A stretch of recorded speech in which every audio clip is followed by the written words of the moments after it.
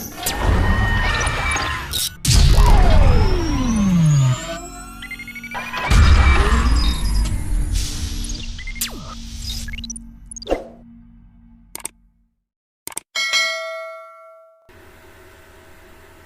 Students,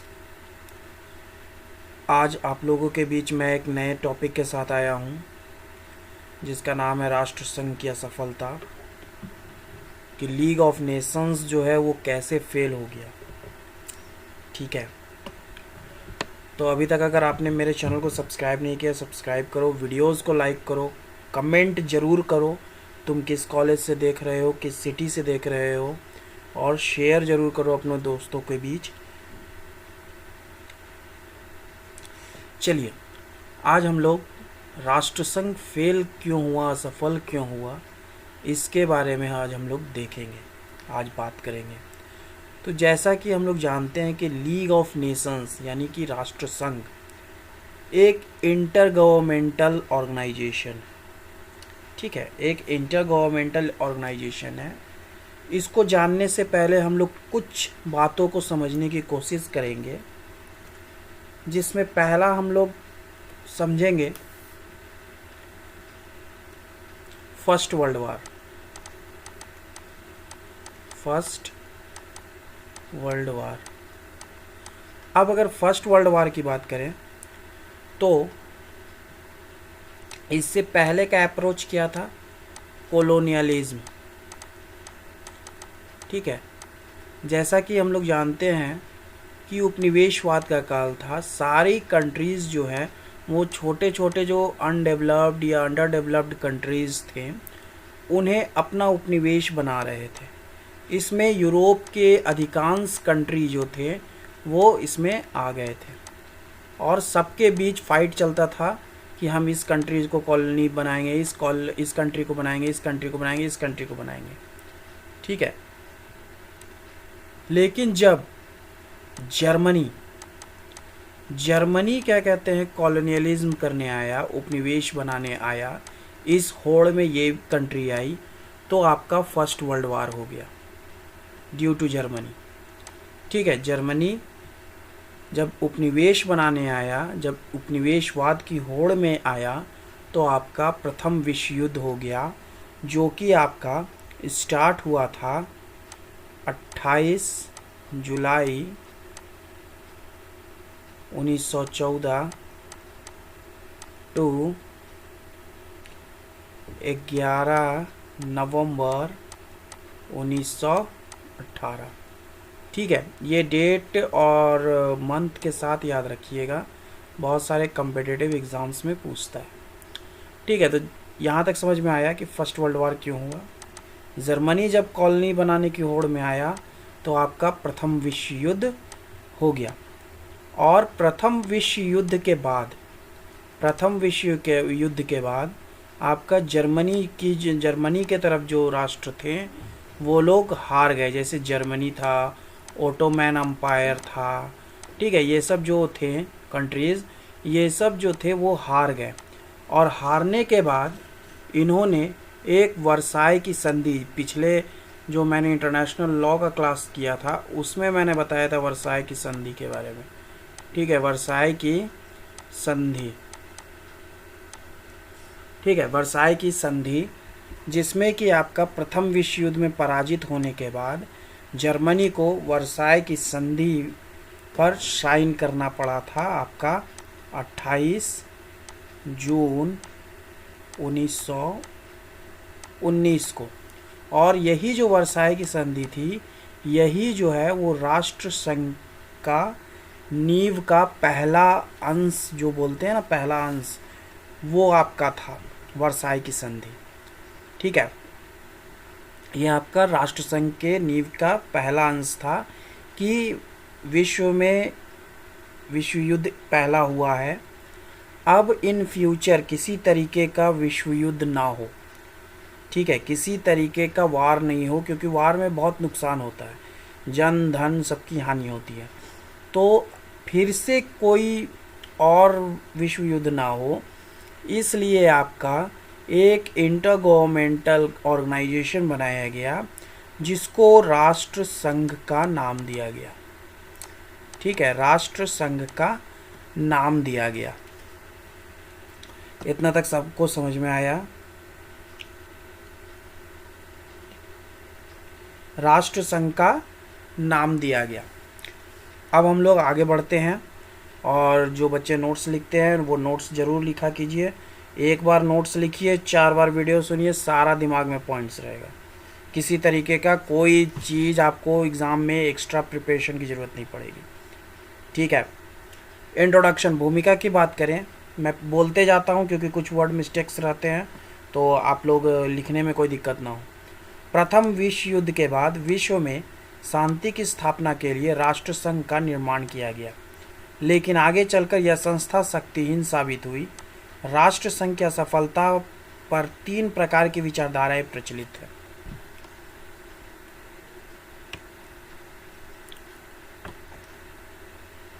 पहला अगर बात करें तो राष्ट्र संघ पूर्णतः असफल रहा।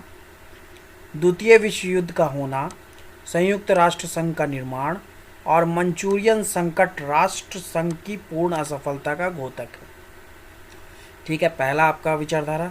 दूसरा, राष्ट्र संघ सफल रहा, राष्ट्रीय नहीं होगा, राष्ट्र होगा। इस मत के समर्थन में लोगों का कहना है कि संयुक्त राष्ट्र संघ का निर्माण उसकी पूर्ण सफलता का द्योतक है। यहाँ पर देखिए, संयुक्त राष्ट्र संघ और राष्ट्र संघ, राष्ट्र संघ का मतलब होता है लीग ऑफ नेशन। ठीक है, और संयुक्त राष्ट्र मतलब जो आज जो संगठन है यूएनओ, ठीक है, यूनाइटेड नेशन, उसकी पूर्ण सफलता का द्योतक है। दोनों के संगठन में बहुत कम भेद है। दोनों संप्रभु सिद्धांत पर आधारित हैं। दोनों पर महान शक्तियों का हाथ रहा है। लीग असेंबली और जनरल असेंबली को समान मत का अधिकार दिया गया है। लीग असेंबली आपका लीग ऑफ नेशंस में था, जनरल असेंबली आपका यूएनओ में है, यूएनओ में। ठीक है, एक विद्वान का कथन है कि the UNO is the league of Nations in a new garb. Garb मतलब होता है वस्त्र। ठीक है, मतलब एक नए कपड़े में आपका league of nation he UNO के फॉर्म में आ गया है। वस्तुतः दोनों में केवल शरीर का भेद है, आत्मा एक ही है।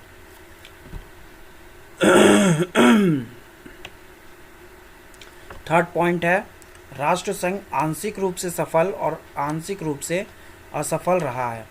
इस मत के अनुसार राष्ट्र संघ गैर राजनीतिक क्षेत्र में तथा कुछ राजनीतिक क्षेत्र में भी उसे सफलताएं मिली है, लेकिन जिस समस्या में मध्यम राष्ट्र और महान राष्ट्र उलझे हैं, वहीं पर राष्ट्र संघ असफल सिद्ध हुआ है। तीसरा मत ही विद्वानों की दृष्टि में सही है।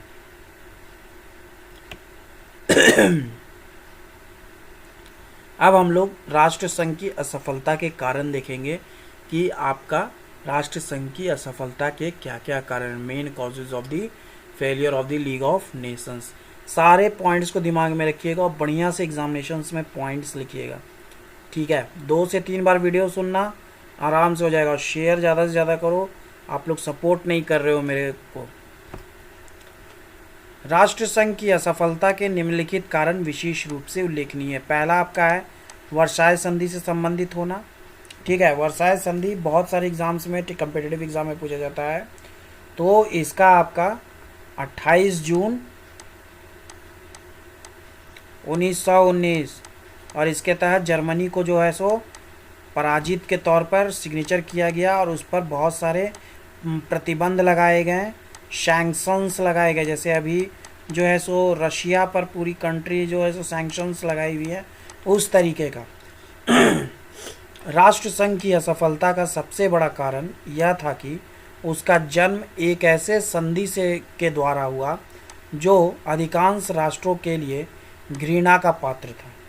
पराजित राष्ट्र इसे विजेता राष्ट्रों द्वारा अपने स्वार्थ सिद्धि का यंत्र मानते थे। तो ऑब्वियस ही बात है, ये यंत्र होगा ही। ठीक है, इसके तहत बहुत सारे, इस संधि के तहत बहुत सारे सैंक्शंस लगा दिए गए, प्रतिबंध लगा दिए गए, युद्ध नहीं कर सकते हैं। उसके बाद पोलैंड ये सब को जो है सो ज़मीन दे देना जर्मनी को पड़ा। ठीक है, उसे यथास्थिति को बनाए रखने वाले पश्चिमी राष्ट्रों का और षड्यंत्र समझा जाने लगा। बैंडविच ने लिखा है कि, बीच में मैं कोटेशंस देता हूँ ताकि एग्जामिनेशंस में आपके आंसर राइटिंग कुछ इम्प्रूव दिखे जो चेक करने वाले हैं। बैंडविच ने लिखा है कि राष्ट्रसंघ एक कुख्यात माता की कुप्रतिष्ठित पुत्री थी। इस प्रकार राष्ट्रसंघ का प्रारंभ ऐसे संधि के द्वारा हुआ जो घृणा का विषय बना हुआ था। पहला। दूसरा आपका है, राष्ट्रसंघ एक विश्वव्यापी संस्था नहीं था। जब राष्ट्रसंघ का जन्म हुआ तो विश्व के समस्त राज्य सदस्य नहीं थे। ठीक है, बहुत सारे राष्ट्र जो हैं राष्ट्रसंघ के सदस्य नहीं बने। रूस, जर्मनी और मैक्सिको को इसका सदस्य नहीं बनाया गया। आगे चलकर यह सदस्य बने भी तो शीघ्र ही सदस्यता त्याग दिए। अमेरिका भी इसका सदस्य नहीं बना। इसके स्थायी सदस्य ब्रिटेन और फ्रांस तथा कुछ छोटे छोटे राज्य रहे, जिसके कारण राष्ट्रसंघ सफलतापूर्वक कार्य नहीं कर सका। तीसरा, अमेरिका की असदस्यता।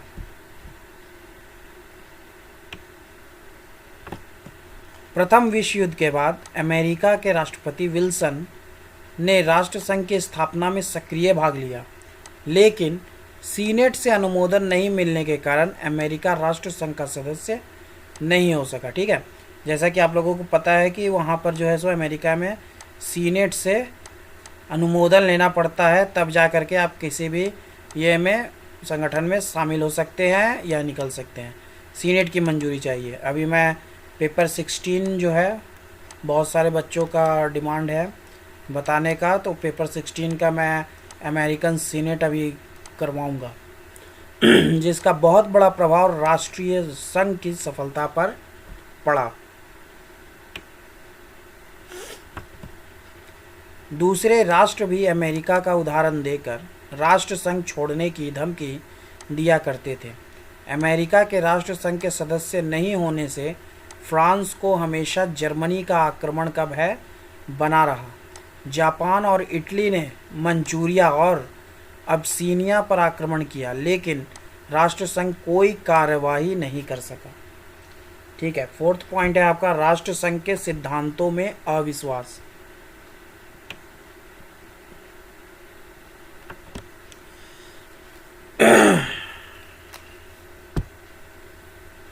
राष्ट्रसंघ के सिद्धांतों में अविश्वास। आलोचकों का कहना है कि सभी राष्ट्रसंघ के सिद्धांतों में विश्वास नहीं किए।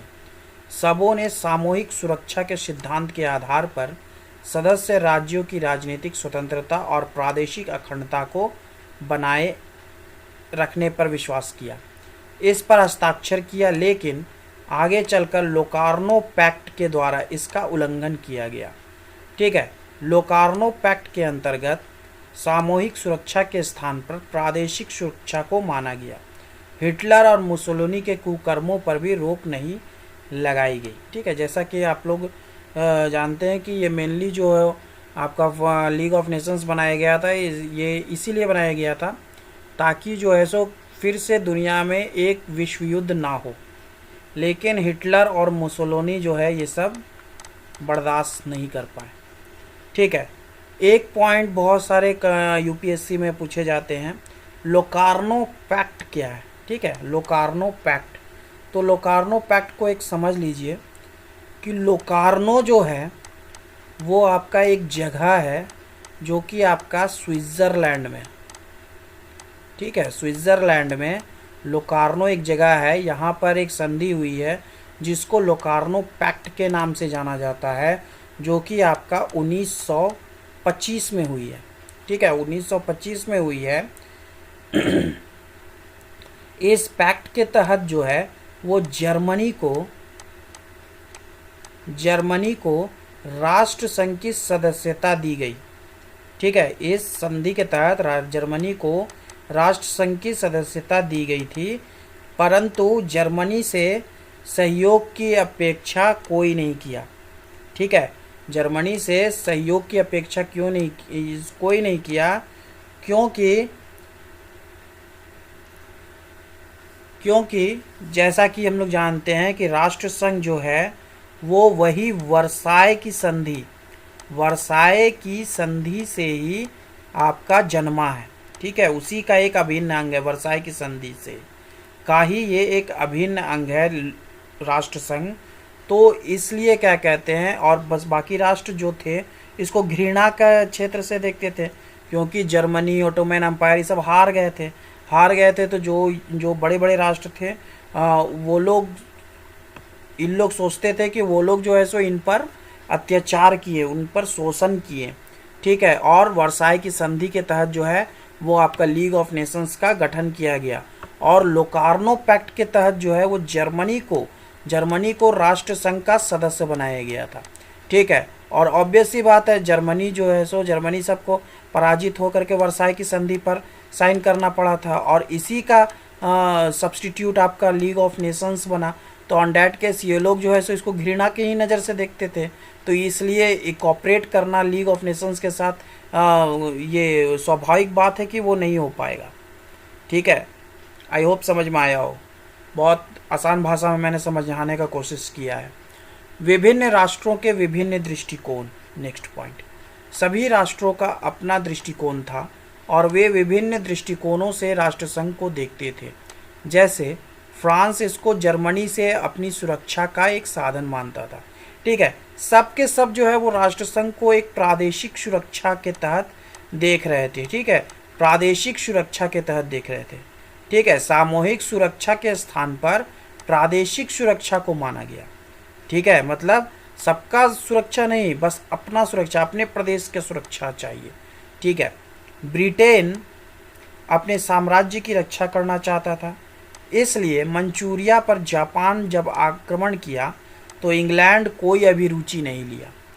जर्मनी राष्ट्र संघ को विजेताओं का संघ मानता था। ऑब्वियस सी बात है, जर्मनी विजेताओं का संघ मानेगा। राष्ट्र संघ को रूस का भी समर्थन नहीं मिल सका। इस प्रकार विभिन्न राष्ट्रों के विभिन्न दृष्टिकोण थे जो अपनी राष्ट्रीय स्वार्थों की पूर्ति में लगे हुए थे, जिसके कारण राष्ट्र संघ असफल हुआ।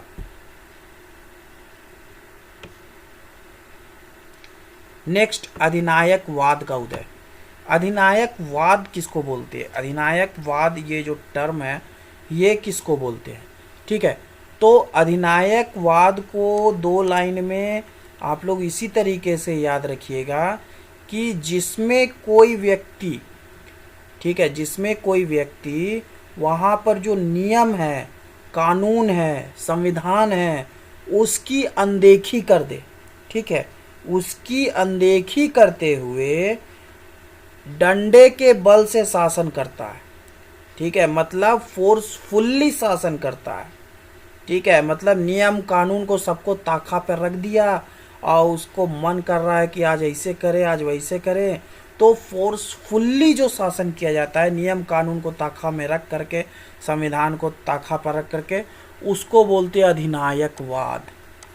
ठीक है, राष्ट्र संघ की स्थापना इस उद्देश्य से की गई थी कि विश्व में शांति की स्थापना की जाएगी और प्रजातांत्रिक सिद्धांतों का प्रचार किया जाएगा।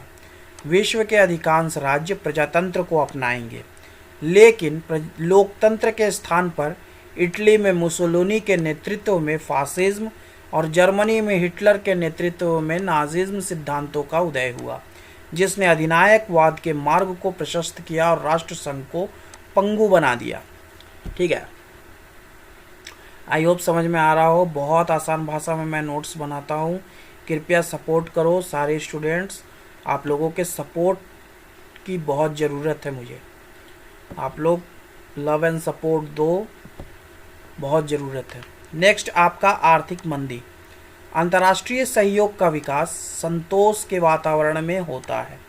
ठीक है, जब आपके अंदर जो है संतोष की भावना रहेगी तभी आप सहयोग कर पाइएगा।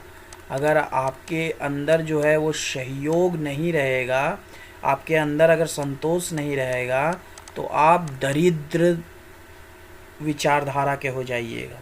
ठीक है, आपके अंदर दरिद्रता बढ़ते चली जाएगी। ठीक है, लेकिन 1930 के लगभग विश्व में भीषण आर्थिक संकट पैदा हुआ। राष्ट्र संघ इस आर्थिक संकट की समस्याओं का समाधान करने में असफल रहा, जिससे उसकी लोकप्रियता नष्ट हो गई। ठीक है, 8वां पॉइंट, राष्ट्र संघ के संगठन संबंधित त्रुटियां। राष्ट्र संघ के अग्रलिखित संगठन संबंधित दोष थे, जिसके कारण वह असफल रहा। अब देखते हैं संगठन संबंधित क्या क्या दोष थे। यह विश्व संघ नहीं था, अमेरिका इसका सदस्य कभी नहीं रहा। जिस समय राष्ट्र संघ का प्रभाव अपनी चरम सीमा पर था, उस समय भी यह विश्वव्यापी संस्था नहीं हो सका। ठीक है, पहला दोष। दूसरा, कोई भी सदस्य 2 वर्ष पूर्व सूचना देकर राष्ट्र संघ से अलग हो सकता था। ठीक है, तीसरा, राष्ट्र संघ के सभी निर्णय सर्वसम्मति से रखा था, जो व्यवहारिक सिद्ध नहीं हो सका। ठीक है, मतलब जो आपका सब कहेंगे वही क्या कहते हैं ये होगा। ठीक है, सर्वसम्मति से वहाँ पर ये किया जाता था। ठीक है, जैसे आपका ये होती है ना कॉलिजन गवर्नमेंट, ठीक है, जिसमें कोई काम नहीं हो पाता है। नेक्स्ट आपका, राष्ट्र संघ सदस्य राज्यों के आंतरिक मामलों में हस्तक्षेप नहीं कर सकता था। ठीक है, कोई भी आंतरिक मामला हो जाए उसमें हस्तक्षेप नहीं कर सकता था।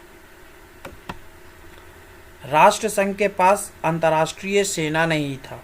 ठीक है, राष्ट्र संघ की आर्थिक स्थिति ठीक नहीं थी।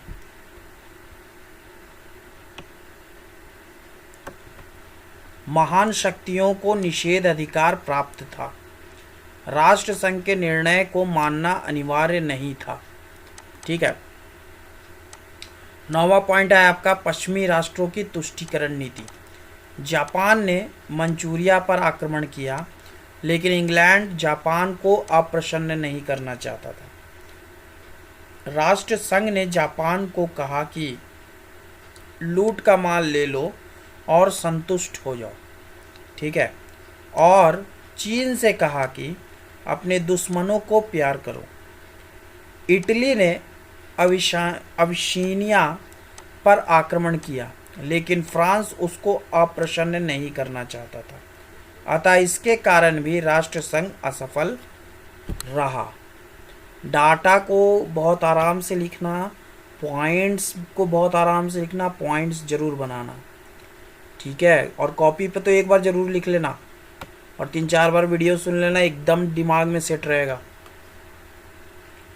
उपयुक्त असफलताओं के कारणों के आधार पर यह नहीं समझना चाहिए कि राष्ट्र संघ बिल्कुल ही असफल रहा। वस्तुतः उसकी निम्नलिखित सफलताएं विशेष रूप से उल्लेखनीय हैं। पहला आपका, राजनीतिक क्षेत्र में सफलता। राष्ट्र संघ निम्नलिखित राजनीतिक समस्याओं का समाधान करता है। क्वेश्चंस फेल्योर पूछेगा, कुछ भी पूछेगा, पूरा का पूरा नोट्स लिख के आना है। ठीक है, छोड़ना नहीं। पहला आपका है कि 1921 में स्वीडन और फिनलैंड के बीच आइलैंड पर जो झगड़ा था उसका निपटारा किया इसने। 1924 में टर्की और इराक के बीच मुसोल पर झगड़ा था, उसका निपटारा किया। 1925 में ग्रीस ने बुल्गारिया पर आक्रमण किया, जिसे राष्ट्रसंघ ने रोका। 1935 में राष्ट्रसंघ ने पेरू और कोलंबिया के झगड़ों का निपटारा किया। 1935 में इंग्लैंड और इराक के बीच तेल लेकर झगड़ा था, जिसका निपटारा राष्ट्रसंघ ने किया। नेक्स्ट है आपका, सामाजिक और आर्थिक क्षेत्र में सफलता। राष्ट्रसंघ को सामाजिक और आर्थिक क्षेत्र में सफलताएं मिली हैं, जिसका उल्लेख हम निम्नलिखित रूप से कर सकते हैं।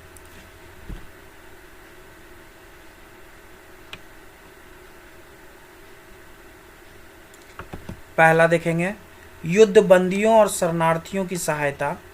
राष्ट्रसंघ युद्ध के कैदियों को छुड़ाकर घर वापस भेजने में काफ़ी सहायता किया था। युद्ध के समय लाखों रूसी, यूनानी और तुर्की बेघर हो गए थे, जिनको बसाया गया। चीन में 1922-23 में भयंकर बाढ़ आई थी, जिसमें राष्ट्रसंघ ने सहायता किया। युद्ध समाप्ति के बाद हैजा, मलेरिया, चेचक और टाइफाइड जैसे रोग पूरे यूरोप में फैल गया था। राष्ट्रसंघ की मदद से उसे रोका गया। आर्थिक कार्य। युद्ध के बाद ऑस्ट्रेलिया, यूनान, बुल्गारिया तथा अन्य राज्यों की आर्थिक हालत काफ़ी खराब हो गई थी। राष्ट्रसंघ ने उसे राष्ट्रसंघ ने उसे संभाला। सामाजिक कार्य, राष्ट्रसंघ ने दास प्रथा के उन्मूलन के लिए ठोस कदम उठाया, स्त्रियों को अनैतिक व्यापार से बचाया और बच्चों की स्वास्थ्य की रक्षा की। Next, conclusion. कृपया सपोर्ट करो मेरे चैनल को, जितना ज़्यादा सपोर्ट करोगे, व्यूज़ जितने ज़्यादा आएंगे उतना ही जल्दी मैं वीडियोस लोगों के लिए मेहनत करके बनाऊंगा। कंक्लूजन, निष्कर्ष। उपयुक्त तथ्यों से यह स्पष्ट है कि राष्ट्रसंघ के कुछ राजनीतिक क्षेत्र में सामाजिक, आर्थिक और स्वास्थ्य के क्षेत्र में काफ़ी सफलताएं मिली। इसलिए यह कहना कि राष्ट्रसंघ आंशिक रूप से सफल और आंशिक